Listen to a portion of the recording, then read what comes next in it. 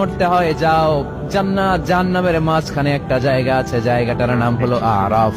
এই আরাফের মধ্যখানে যে দাঁড়া, ওখানে যে মালাকুল মউত কাঁপতে থাকবে। মালাকুল মউত বলবে, আল্লাহ সৃষ্টির শুরুতে যদি জানতাম সবাইকে মৃত্যুদান করার পরে, রূহ কবজ করার পরে আমাকেও মরতে হবে, তাহলে এই কঠিন দায়িত্বের ব্যাপারে আপনার কাছে ক্ষমা চাইতাম।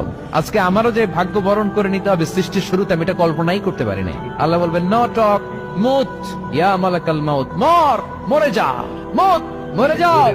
বলার সাথে সাথে মালাকুল মউত এক বিকট চিৎকার হাঁকিয়ে মরে যাবে। মালাকুল মউতের চিৎকারটা সেদিন এত ভয়ঙ্কর হবে, বিষ্ণু ইসলাম বলেন, ওই চিৎকারের আওয়াজ যদি পৃথিবীর মানুষেরা কান দিয়ে শুনতে পেত, তাহলে কিয়ামত সংগঠিত হওয়ার জন্য আলাদা করে ইসরাফিলের সিংহার প্রয়োজন হতো না।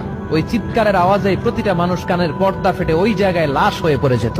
এবার ডানে বায়ে সামনে পেছনে উপরে নিচে কেউ নাই, একজন ছাড়া। জোরে বলতে হবে, তিনি কে?